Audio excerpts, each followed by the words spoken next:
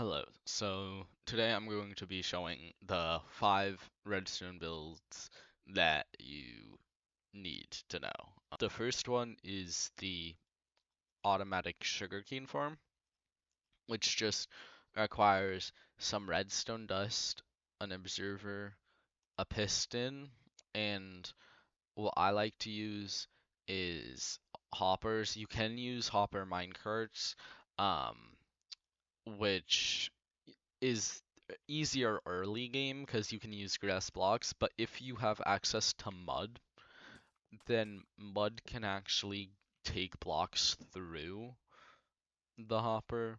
Like the hopper can take blocks through the mud. Um, and that's really helpful for uh your collection system. Uh, because when you have the chest there, you have to get stuff in somehow. Normally you'd have a hopper minecart going into a hopper going into the chest, but it'd be much more loud. Always being powdered and stuff. Powered.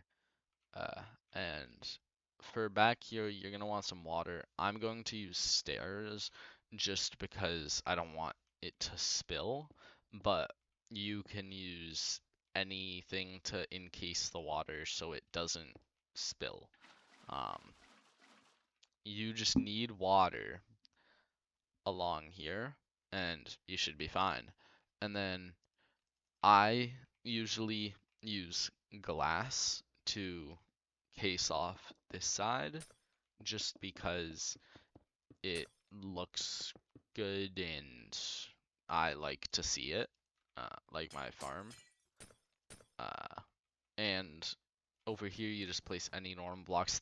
These wool blocks can be any block, as long as it's a full block. But yeah, then you place, um, no, then you place pistons on this layer and observers one layer on top, and then again any block here with redstone there. So what's gonna happen is if you have sugarcane right here, it's gonna grow up one and up again, and it's gonna harvest because this detects it, then it goes down here and harvests, but it leaves one, so then it can regrow. So if you just keep growing it, it keeps going into this chest. Obviously, you'd have the sides blocked off so it doesn't fall down like that one. The next redstone machine is a redstone torch key. How this is going to work is you're going to place it on a block and it is going to open a door for you, and then it'll take the redstone torch off. You can pick it up, enter, and it'll close on top. So this is mainly used for secret bases, but all you have to do is place a wool, a torch, and another wool.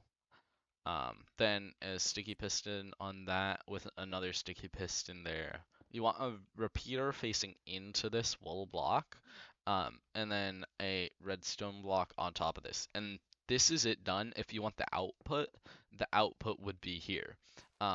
So basically, say you have your unsuspecting um, terrain here, you would just place the redstone torch here and it will send a signal to that redstone right there.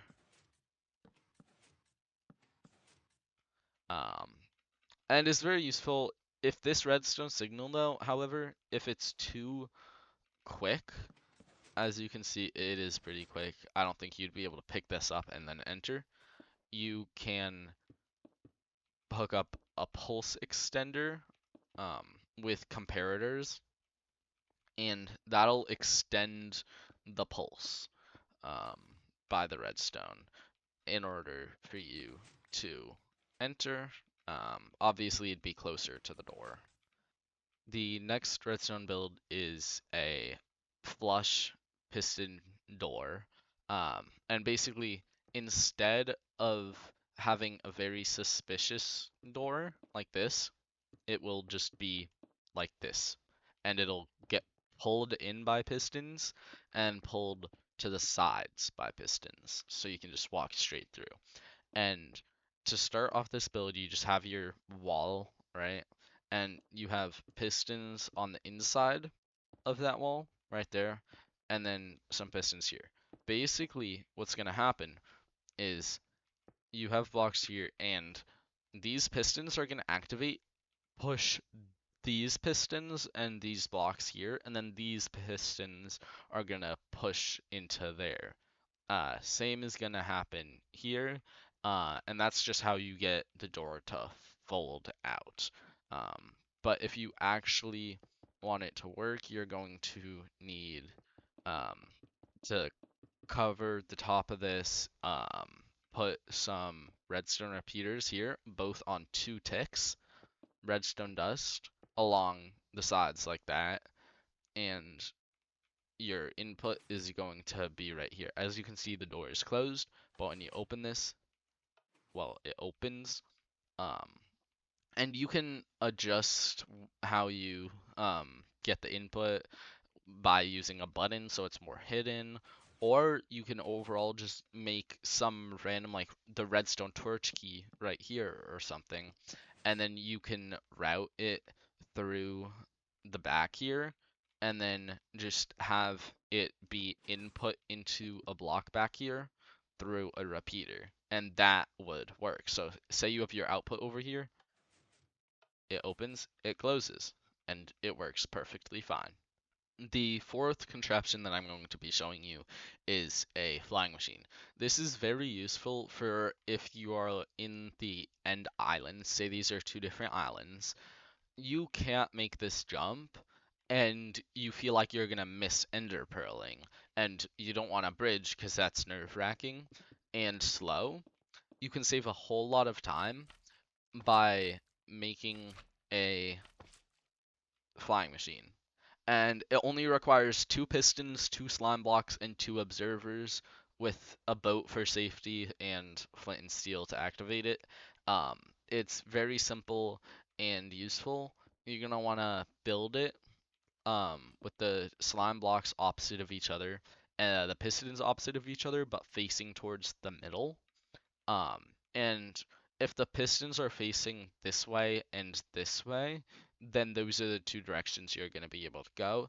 And if you swap it out for this way, um, and this way, then you go the other way. But on top of the slime blocks, you're going to want observers with the redstone being put into the slime block. So you're going to want the side that looks like a face upwards. And then if you want to go this way, you just place the boat on this side.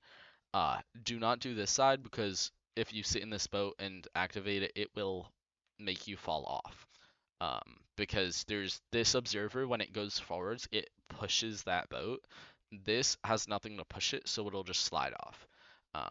But yeah, to start it, you just activate the one behind you, and you'll start going where you want. If you activate the one on the side, you will not go the correct direction, and you risk falling off. The fifth contraption that I want to show you, the last one, is a waterlogged stair door. Um, it sounds very weird, but it's very useful. This is like my go-to base entrance. You basically just place water inside of a wall, and it'll open your base. You pick it up and then enter, and it'll close behind you. The way I do it is you come to any cliff face, it can be even in a cave, and you place a stair. So that is this block right here, right there. So then you just place an observer off that. It looks like a normal block, but you can actually put water in it, which is very nice. Then you have it going into a piston, into um, a redstone block that is 1 away. And then you have the redstone signal come off of there onto your door. So say your door is right here. That'll be your door block. And you probably want some delay, which is why I recommend a repeater on Vortex. If you want, you can add another one here for even extra delay, so you can make sure you enter.